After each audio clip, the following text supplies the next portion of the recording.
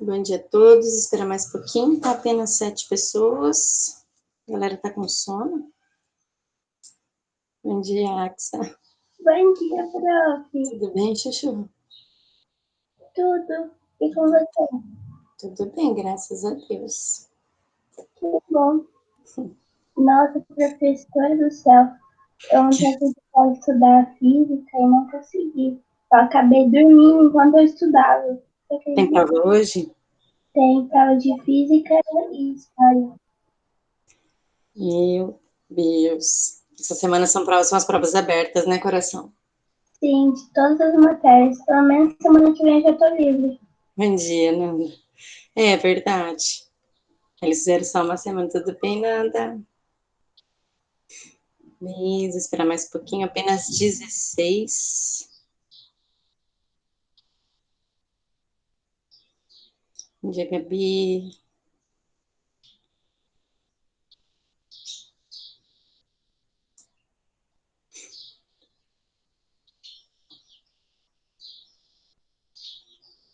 Sim, Isa, não tem problema, tá? Tem tempo, está em tempo ainda, tá? E a prof vai falar da atividade para vocês, tá? Tranquilo. Vou tirar algumas dúvidas agora. Tudo bem, amor? Vou tirar algumas dúvidas de vocês agora. E já vamos começar.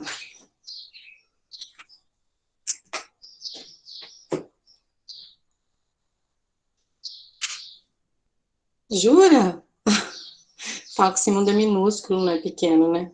É enorme. Esses dias ela me falou que conheceu um aluno meu que está fazendo cinema. Ah, e ele foi meu aluno também. Aí ela falou assim, eu conheço o aluno tal. Eu falei, nossa, esse é um aluno 10, que eu sabia que ele ia fazer alguma coisa na área de arte. Porque ele tinha, né?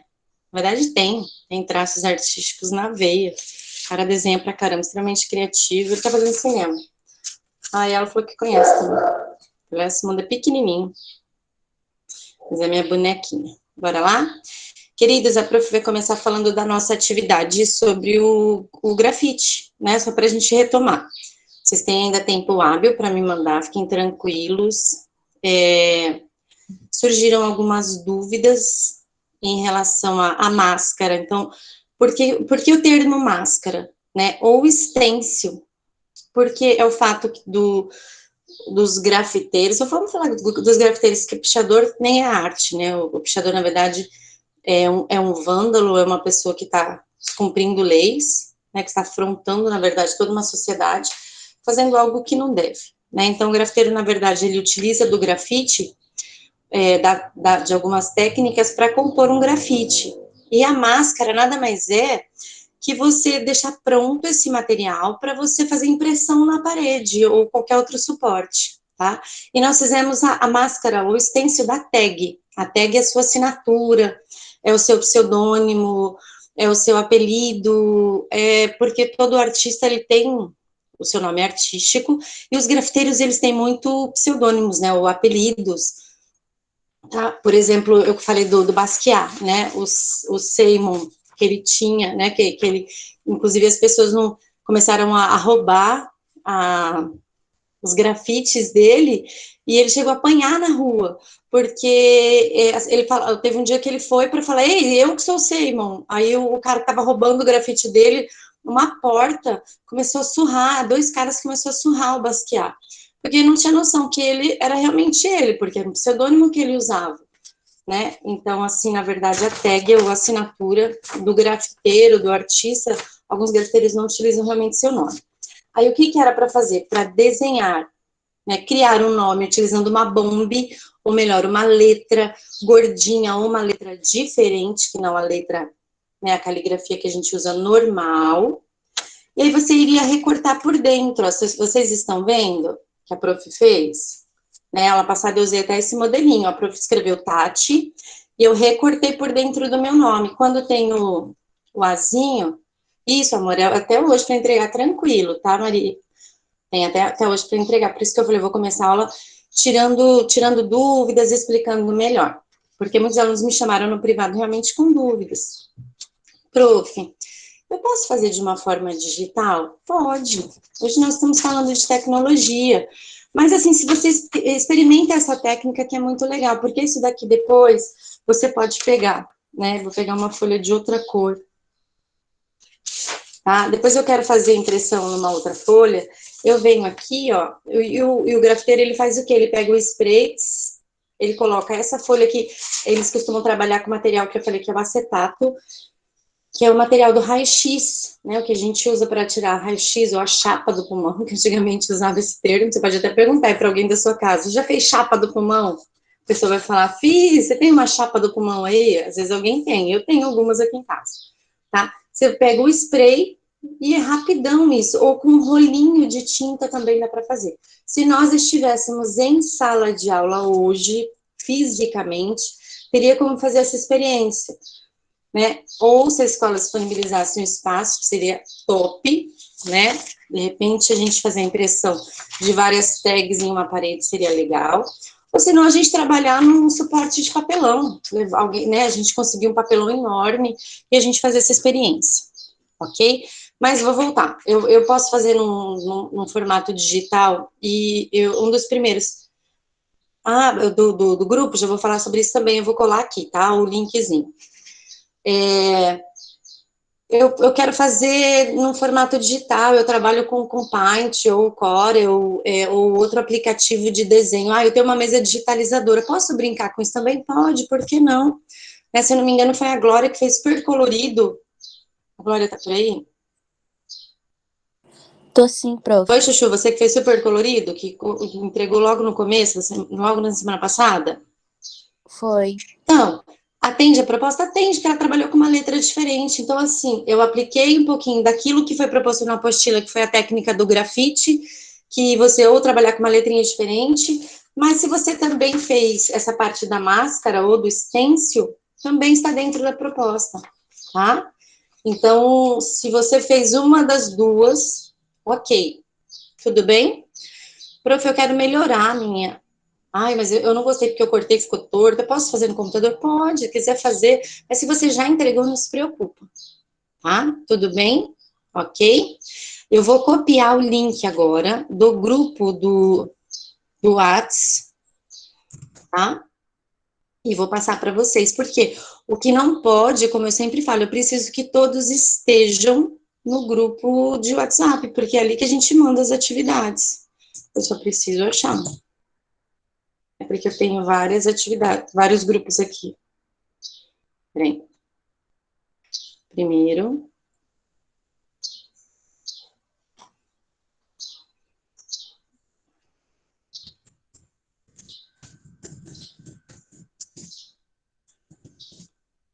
Achei.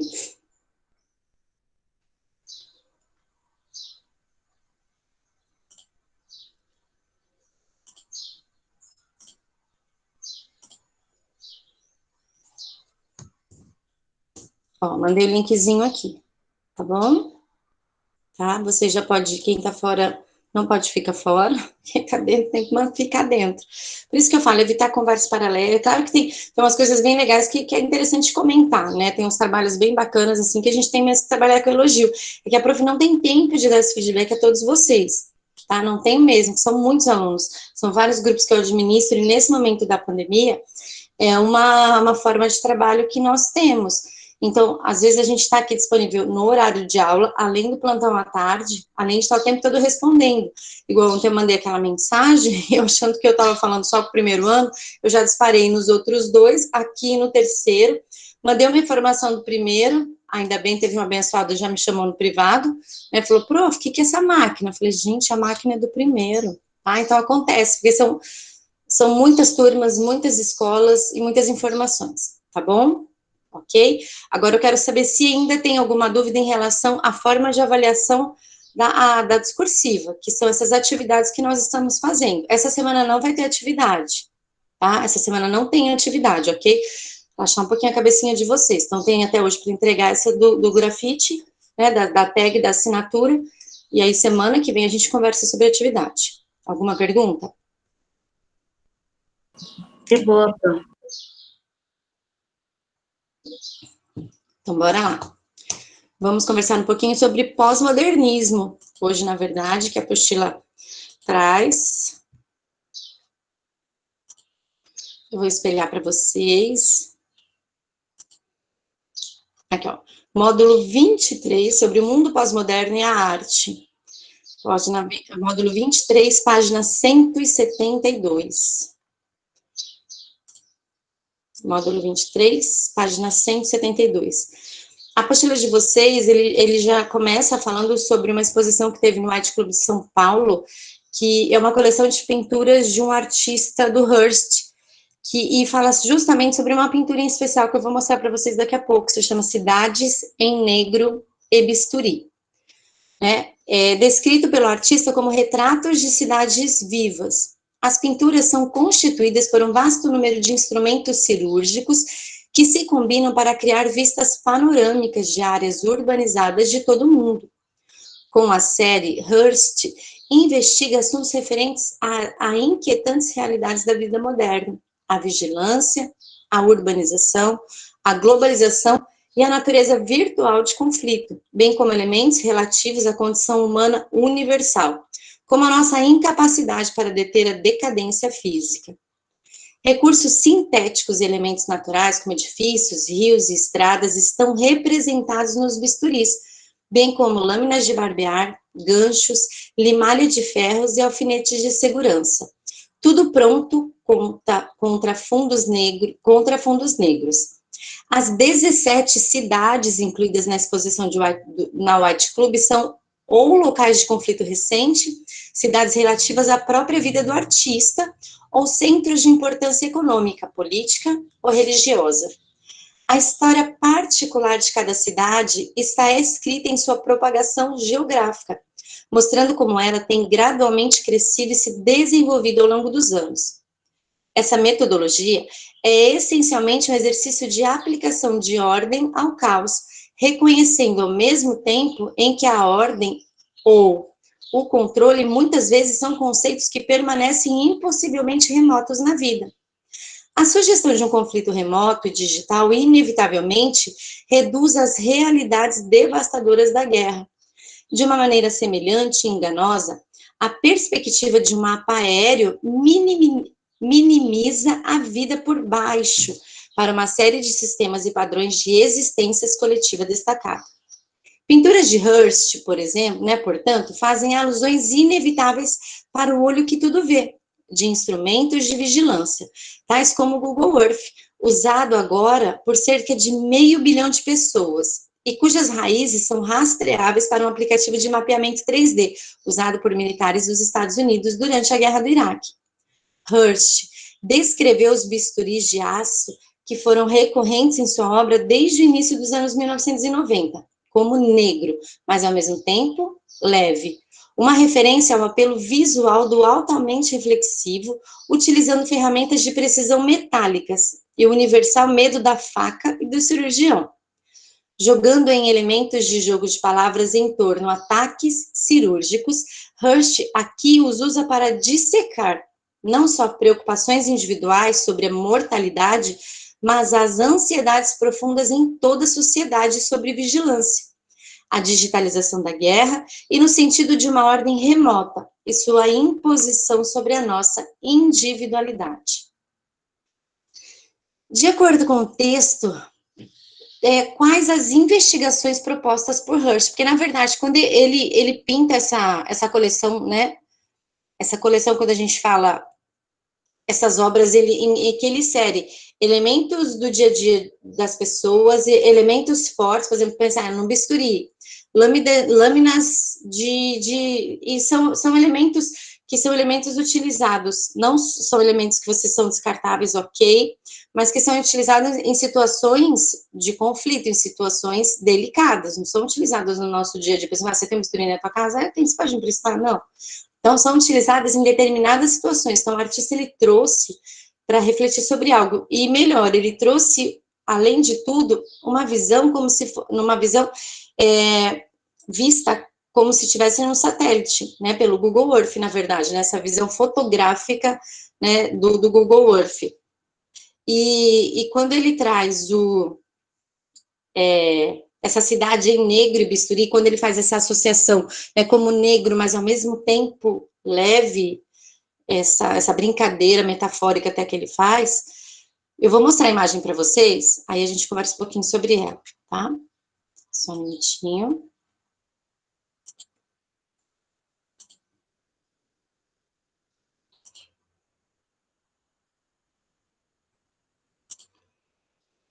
Oh, essa moça está na frente, na exposição, vocês estão vendo?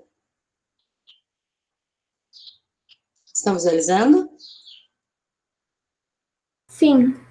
Tá? Essa é a obra. Quer ver? É que tem outras pessoas aqui. Ela é enorme, na verdade, né? É como se fosse, como se nós estivéssemos vendo essa visão que eu falei, essa visão via satélite, e onde tem prédios, essas coisas, ele coloca esses bisturis, essas lâminas, aqui no meio é o artista, tá? Esse aqui está bem ao centro. Ele é um artista vivo, que em vida, ele vendeu suas obras, ele vendeu uma obra por 209 milhões de dólares.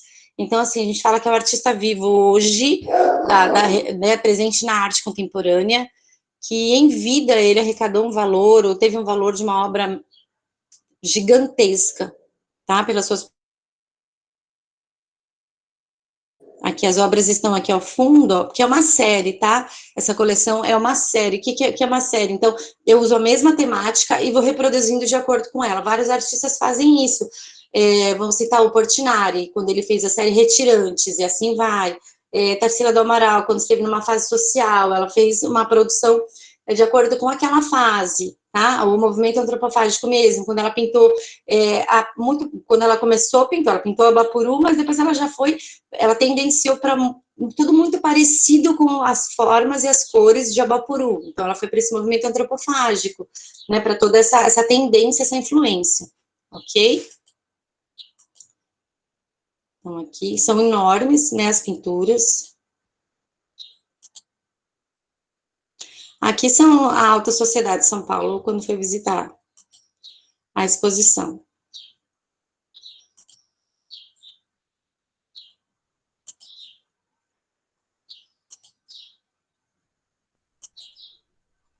Aqui, deixa eu parar agora, vamos voltar lá para a apostila, tá?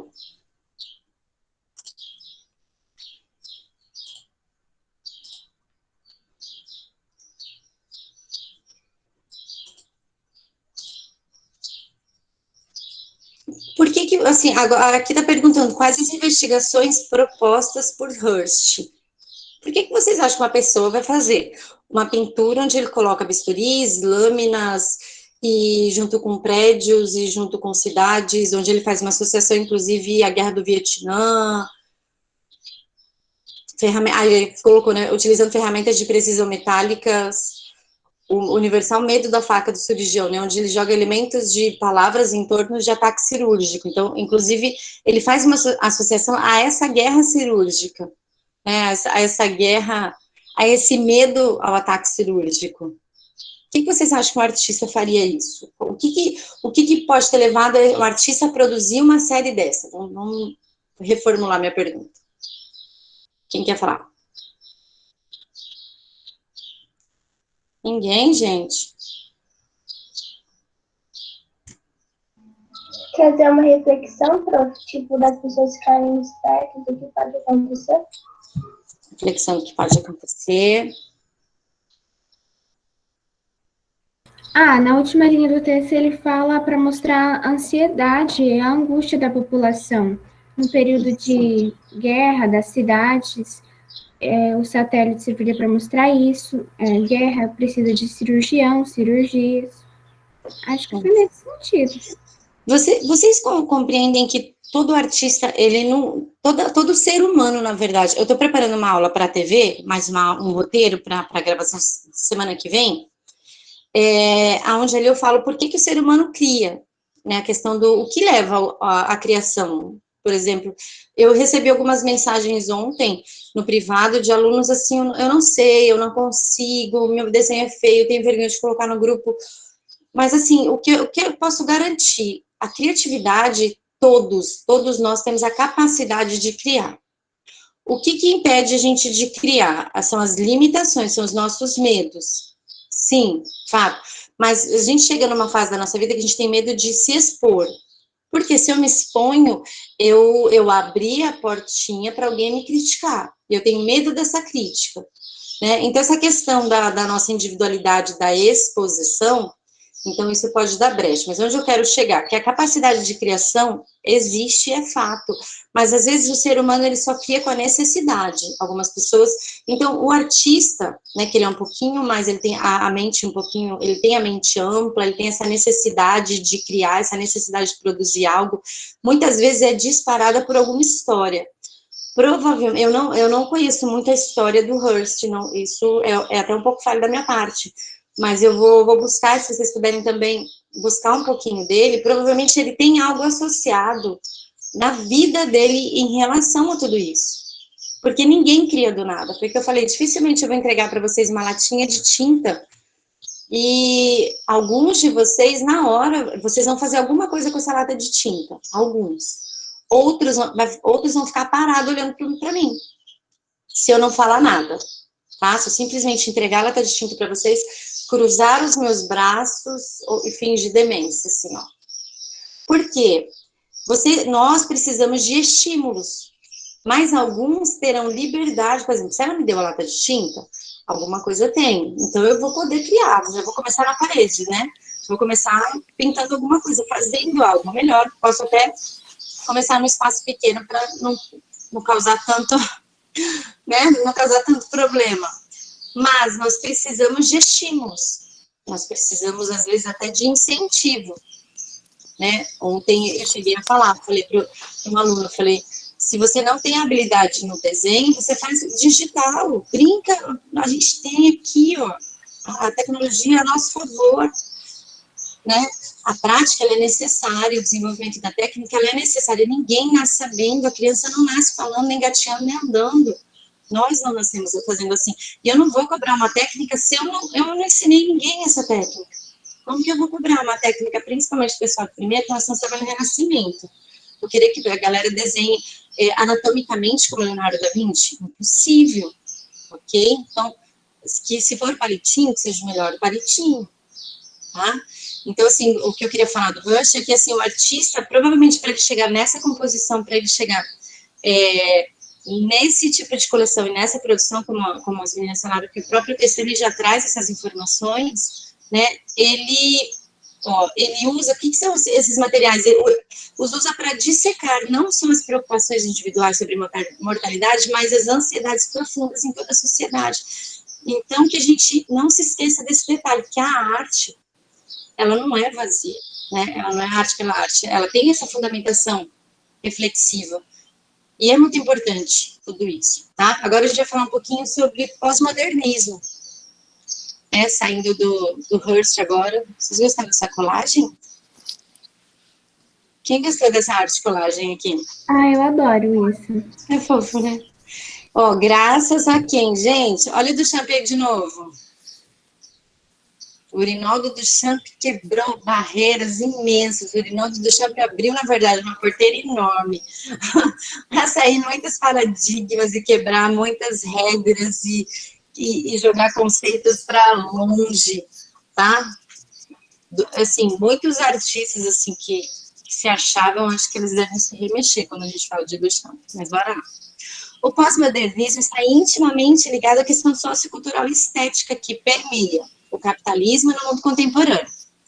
Considerando essa afirmativa, é possível dizer que o pós-modernismo acompanha a história da arte desde os anos 1950 até os dias de hoje. Assim, reconhece-se... Tem alguém que está com o microfone ligado, para pedir para desligar, por favor. Obrigada, amor. Oi? Alguém quer falar com a Pro? Ah, não, só avisando a Vitória que era o microfone dela. Ah, tá, obrigada, coração. É que faz barulhinho aqui, a Prof tem ouvido sensível e eu não consigo nem me dar um negocinho, tá? Mas obrigada. Assim, reconhece o pós-modernismo com o fim do modernismo. Então, ó, os movimentos que estão inseridos, tá? São esses que nós estudamos, ó. Pop art, tá? Para resgatar algumas coisas. Crítica ao consumo exagerado, Andy Warhol, Roy Lichtenstein, aquele exagero de cores, né, do Andy Warhol, a reprodução em série de alguns artistas. Quando eu falo crítica a esse consumo exagerado, quando ele coloca Marilyn Monroe numa obra de arte, né, porque a imagem dela estava massificada. Os diretores de Hollywood já queriam para protagonizar vários filmes, tá? O Lichtenstein, ele traz para a história em quadrinhos crítica, né, não é história em quadrinhos pela história em quadrinhos, então não são histórias vazias, muito pelo contrário, né, ele traz formas de pensar e de agir, trazendo para a sociedade refletir, ok? Op art optical art, aquela que eu mostrei para vocês, onde ela é uma arte ótica, ponto, ela é racional, ela é matemática, tá? Ela tem um cunho reflexivo, professora Tati? Ela, na verdade, quer mostrar que a nossa vida vive em movimento, ok? Pura técnica, pura razão, pura matemática, tá? Muitos conseguem ver movimento nas pinturas bidimensionais, outros não. Uma boa parte vê. Eu tenho problema? Nenhum, se você não consegue ver movimento. Mas uma outra obra você consegue, eu tenho certeza. Minimalismo, o menos é mais, tá? O jargão que a Globo utiliza hoje, né? Mas acho que é porque é modinha, tá? Mas isso daí vem, ó, desde 1950, por ali, tá? Não é novidade para ninguém. Muito utilizado principalmente na arquitetura, tá? Hoje, se você, por exemplo, quer fazer uma construção, ou melhor, quer fazer uma decoração na sua casa, ou até mesmo uma construção, você fala assim, eu quero uma arquitetura mais minimalista, onde você coloca menos elementos, tá bom? Arte conceitual, onde a ideia, ela é mais importante que o próprio resultado, tá? Então, eu tive uma ideia, eu posso falar, Glória, eu quero que você faça assim, assim, assim, tá? Então, a ideia foi interessante, o processo vai ser legal, o resultado talvez não seja o que eu pensei, mas a minha ideia é mais importante, tá? Happening muito parecido com performance, trabalha com linguagens variadas, não só com artes visuais, mas com música, dança, teatro. Ele é passível de improvisação, ele não tem um roteiro engessado, ele exige a participação do público. Fluxus foi um grupo, na verdade, tá, que trabalhou também em toda essa parte, essa linguagem contemporânea da arte, que fez parte do Happening. Videoarte, onde eu trabalho não só a criação de vídeos em si, mas eu posso trabalhar com artes visuais e deixar que a arte visual, ela sai do papel e ela passa a ser digital, ok? Performance, onde eu tenho a mesma coisa que eu falei, pequenos textos com linguagens também da música, da dança, do teatro, claro, tá? E das artes visuais, só que ele tem roteiro, ele é mais engessadinho, tá? Ele tem que ter o público, claro, para assistir, mas não exige a participação do público na sua apresentação, bom? Instalação artística, onde eu tenho um espaço fechado, eu crio algo e o meu público, ele deixa de ser passivo para ser ativo. Ele vai passear, ele vai contemplar essa instalação artística, e eu tenho, como artista, de alguma forma, fazer com que ele interaja com a minha obra, através dos órgãos de sentido, não somente da visão, mas da audição, né, do olfato, do tato, do paladar, ok? Então, eu penso numa temática, eu preciso pensar em algo e fazer com que o meu público ele seja ativo e não mais passivo, tá? Isso é instalação artística. A maioria delas é em espaço fechado, mas existem instalações em espaço aberto também, mas exige a participação do público. Não existe uma instalação artística sem que o público passe por ela ou participe dela, tá bom? Land art, onde a natureza, na verdade, ela faz parte de toda a produção. Lembra daquele círculo, daquele espiral de pedrinhas? Então, quer dizer, os elementos da natureza, eu preciso daqueles materiais para compor a minha obra de arte, tá? Eu não levo materiais de fora para a natureza que me dá elementos para a composição, ok? Feito em grandes dimensões e sempre no espaço natural, tá? Hiperrealismo, né? Lembra de Homewake, aquelas esculturas que brincam com as proporções ou bem pequenas ou muito grandes, tá? De figuras humanas. Chega a ser, né, fotografias, assim, ou até mesmo pinturas, que são muito próximas, até assim, são tão reais, que você até se assusta, tá? Então, tudo isso a prof fez um batidão aí sobre pós-modernismo e arte contemporânea. Tudo bem até agora? Sim. Bora lá. A prof não tem pressa, tá? Várias tecnologias acontecem desde a metade do século XX até os dias atuais, e esta é, sem dúvida, uma marca deste período. Em especial, os meios de comunicação informática mudaram a forma de pensar e viver no mundo. A tecnologia atrai o homem, e isso aparece enquanto resposta estética. É difícil precisar quando é que exatamente surgiu o pós-modernismo, e mais, quando se encerrou ou quando se encerrará, uma vez que vivemos no pós-modernismo. A arte pós-moderna também pode ser chamada de arte contemporânea. A maioria das apostilas ou a maioria dos materiais você só encontra como arte contemporânea, tá? Essa apostila, em especial, e tem mais umas duas que eu já trabalhei, que utiliza esse termo pós-modernismo, mas não tem problema. A maioria delas é arte contemporânea, ok? E toda a produção cultural envolvida na contemporaneidade está imersa em um mundo cheio de signos, que são escolhidos e representados por objetos. O real é deixado de lado e é facilmente substituído por um simulacro, por uma simulação. É neste cenário que o hiperrealismo acha o seu espaço, ao reproduzir fielmente os seus códigos, traz à tona uma verdade impossível para o mundo vivido. O mundo pós-moderno cria virtualidades para as pessoas. Veja que o mundo televisivo vem de um amanhã, e você se esquece do seu presente ao se prender nas novelas televisivas ou em programas de entretenimento. Poucas são as vezes que você é convocado a refletir sobre o agora, sobre aquilo que está a poucos metros das suas mãos. O que ocorre de distanciamento no hiperrealismo, ou seja, a pausa, o estarrecimento, equivale ao drible no tempo elaborado pela mídia. Na arte contemporânea não há limites. O ser humano é tentado a gozar plenamente de tudo como se não houvesse amanhã. E para fazer isso, o fluxo corrente é o quê? O capitalismo, mas propriamente o consumismo. Você consome, pois a mídia lhe faz acreditar em uma necessidade imprescindível. Mas será que é assim mesmo? Vocês concordam? Mais ou menos. Em partes. Vou falar um pouquinho sobre o neoexpressionismo, tá? Que foi um movimento surgido na Alemanha por volta de 1980. Tinha como princípio o resgate da linguagem da pintura, que sofreu fortes influências do expressionismo. O expressionismo foi um movimento de vanguarda, tá? Vocês se lembram? Do simbolismo e do surrealismo. Era comum aos artistas utilizarem materiais não muito nobres em suas tintas, como areia, palha, entre outros, aglutinados na tela. Por volta do século XX, as questões políticas e sociais, assim como as ambientais e econômicas, passaram a tangenciar a produção artística. É nessa época que surgem a performance e a instalação. Na pintura, os suportes eram preparados de acordo com o gênero híbrido que recebiam. Aqui tem uma pintura neo-expressionista,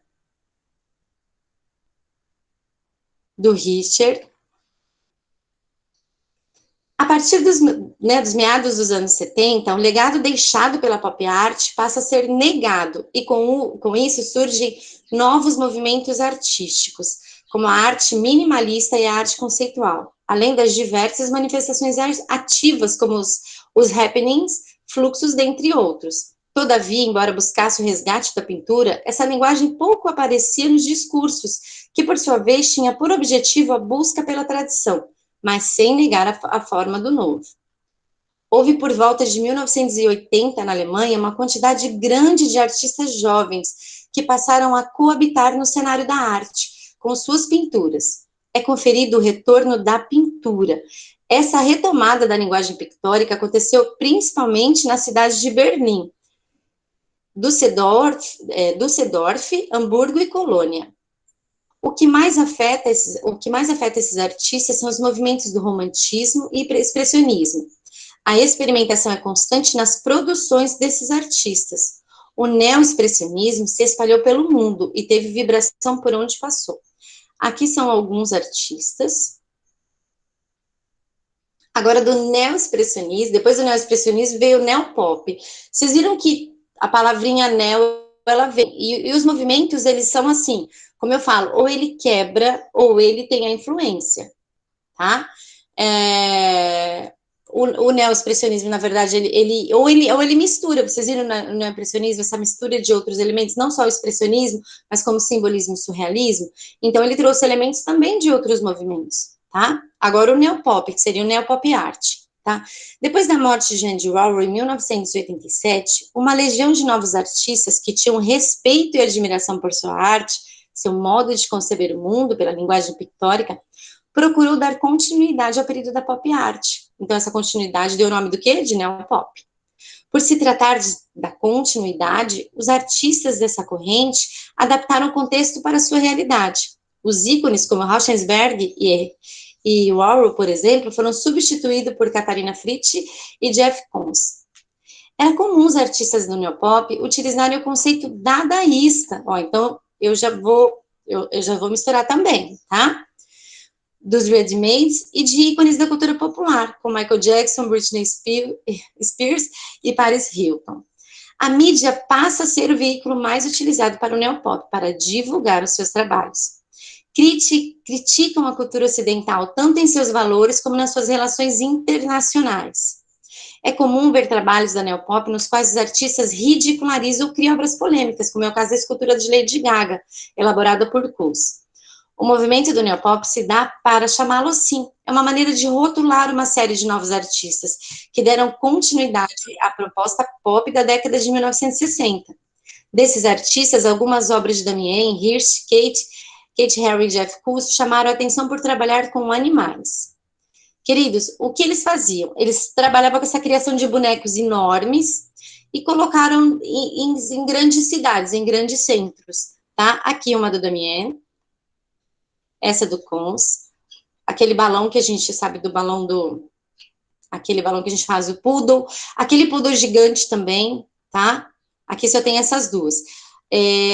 Aqui no caso do filhote, o Koons que fez, tá? Aquele poodle gigante, dourado. E eu, inclusive, eu vou voltar aqui para vocês, que eu vou conversar com vocês.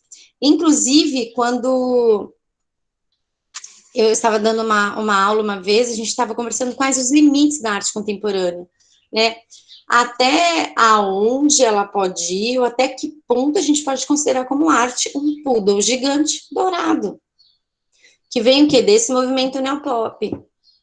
O que eles queriam com isso? O que eles estavam querendo mostrar? Ridicularizar, fazer uma crítica a quê? Tá? Então, assim, hoje a gente vai pensar um pouquinho, aula que vem a gente vai continuar conversando sobre arte contemporânea, tá? E aí a gente vai fazer uma atividade também aula que vem. Tudo bem? Como eu disse, essa semana não tem atividade de produção. A prof vai fazer chamada. Agora eu vou começar pelo segundo B. E eu peço, se tiver alguém no chat, me fale, por favor, ok? Axa. Presente. Aina. Faltou. Alana. Faltou. Ana Beatriz.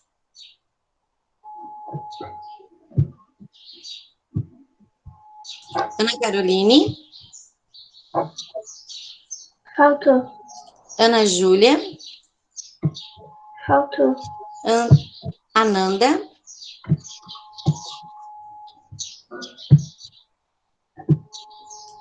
Ariane. Faltou. Ananda tá aí, Axa? Deixa eu ver, prof, que ela não respondeu. Tá, eu coloquei falta, mas aí qualquer coisa você me fala, tá? Arthur, Tá. Salomão. O Arthur faltou, prof. Tá, Beatriz Oliveira. A Beatriz tá no chat. Tá, Carlos Eduardo.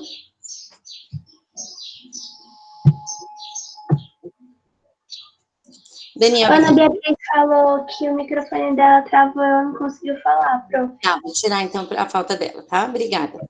Carlos, Daniel Bittencourt. O Daniel faltou. Tá. Eduardo de Oliveira.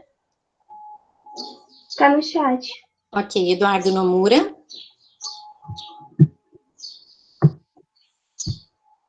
Fernando.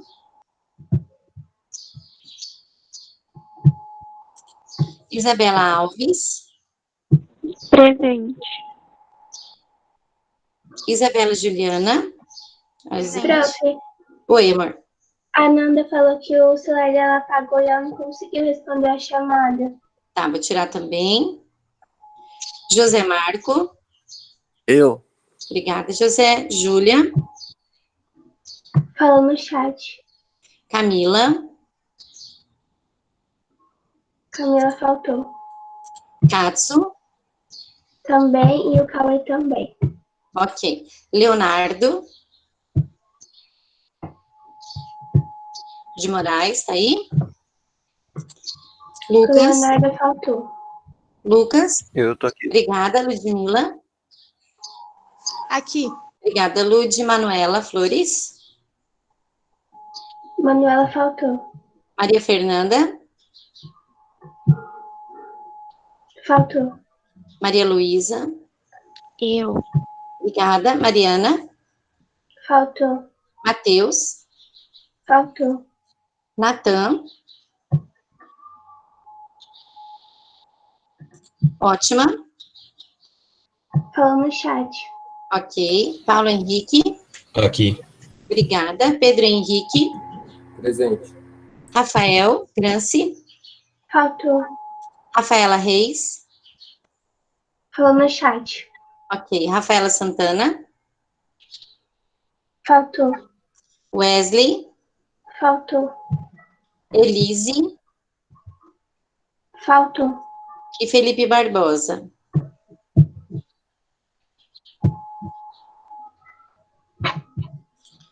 Ok, vou para o segundo A, tá? Só um minutinho, rapidez.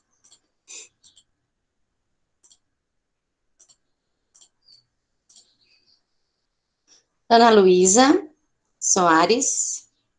No chat. Akemi. No chat. Alessandra. Faltou. Alexandre.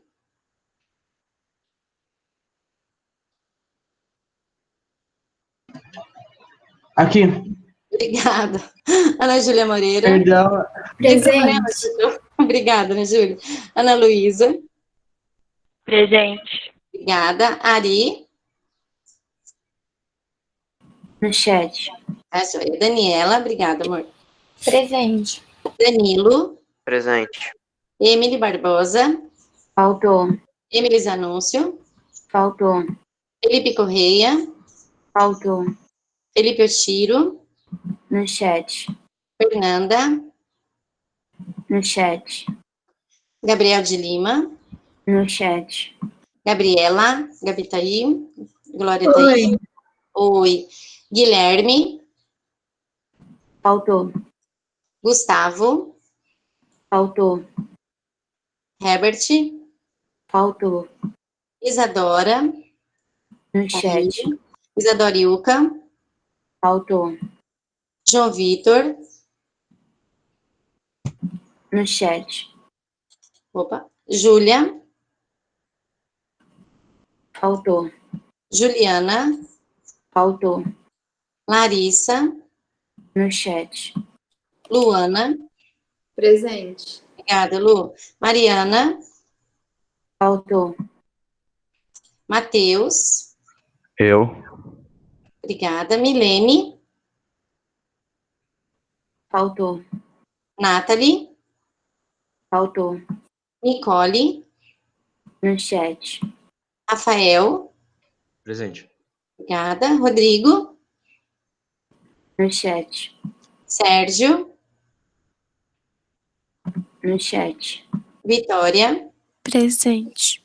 Obrigada, Vi. Yasmin. Presente. Obrigada. Nicole. Faltou. Ok. Queridos, alguma dúvida, algum comentário sobre o que a Prof falou? Quem que é? Eduardo Nomura? Peraí, Prof já... Vou anotar aqui, depois a Prof abre lá de novo, tá?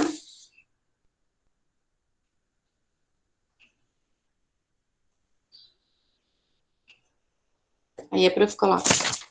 Tá bom? Queridos, alguma dúvida? Quer conversar sobre algo? Não? Vocês estão tão quietinhos? Então, Acho que é só isso. Então tá, coração. Um beijo no coração. Quem não me mandou atividade tem até meia-noite, tá bom?